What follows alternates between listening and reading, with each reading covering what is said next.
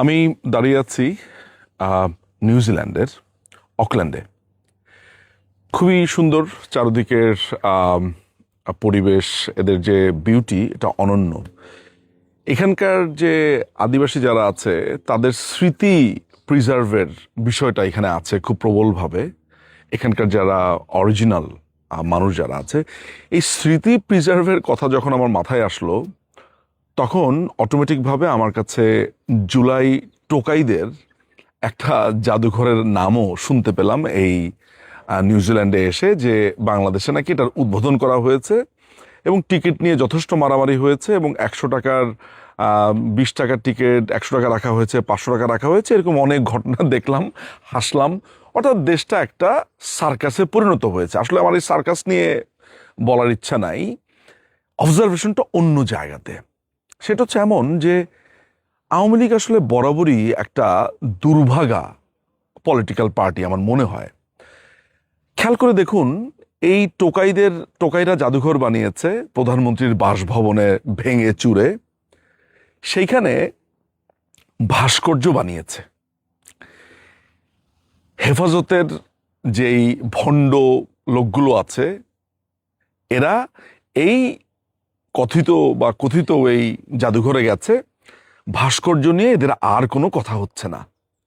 এখানে আর ইসলাম শেষ হয়ে যাচ্ছে না, ইসলাম গেলো গেলো রব উঠছে না। এখন ভাস্কর্য একেবারে সহি হালাল, কারণ আওয়ামী লীগ ক্ষমতাতে নেই, বিএনপি জামাত ক্ষমতাতে। Number 1 observation.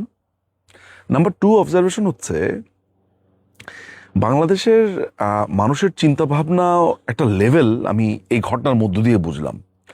সেইখানে প্রধানমন্ত্রীর বাড়ি ভেঙে চুরে ঘাস টাস লাগিয়ে কবরের মতো সাইজ করে একটা জায়গা বানানো হয়েছে। সেখানে গতকালকে ফেসবুকে একজনকে দেখলাম, ইয়াল্লাহ কতজন মানুষকে মেরে এখানে পুঁতে রাখা হয়েছে। ওইখানে কিন্তু পরিষ্কার করে লেখা আছে, দেখলাম একটা ব্যানারের ভেতরে, সেটা হচ্ছে যে প্রতীকী কবর। কিন্তু বাংলাদেশের একটা অংশের মানুষ, সবাইকে তো আর বলা যায় না, একটা অংশের মানুষের আইকিউ লেভেলের এই অবস্থা, সেখানে তারা আবার গুনছে কত কবর সেখানে আছে। এইটা একটা। তারপরে হচ্ছে এক লোককে দেখলাম, সে বারবার দাবি করছে, এক রিক্সাওয়ালা, সে বলছে যে তার একটা স্যালুটে নাকি বাংলাদেশের রাজনীতি পরিবর্তন হয়েছে।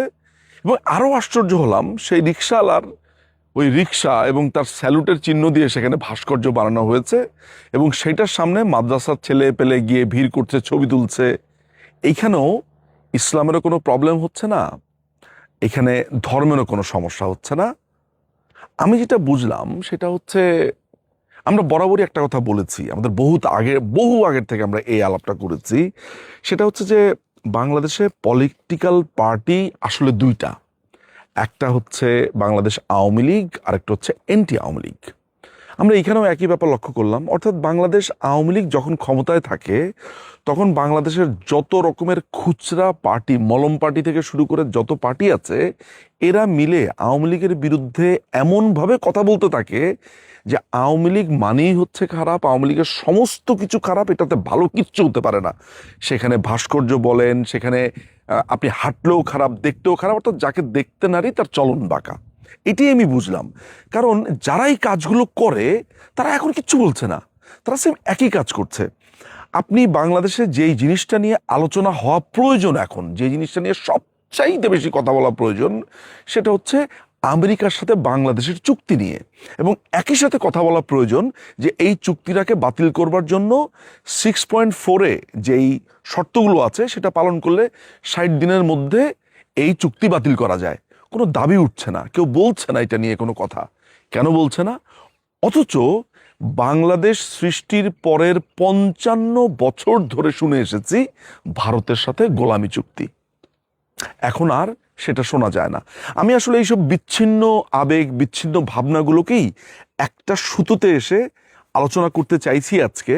এইখানে আসার পর আমি যখন দেখলাম যে আপনার আদিবাসীদের স্মৃতি সংরক্ষণ বিভিন্ন জায়গাতে সংরক্ষণ করছে, তখনই মনে পড়লো যে বাংলাদেশেও তো এরকম একটা কাণ্ড চলছে এখন।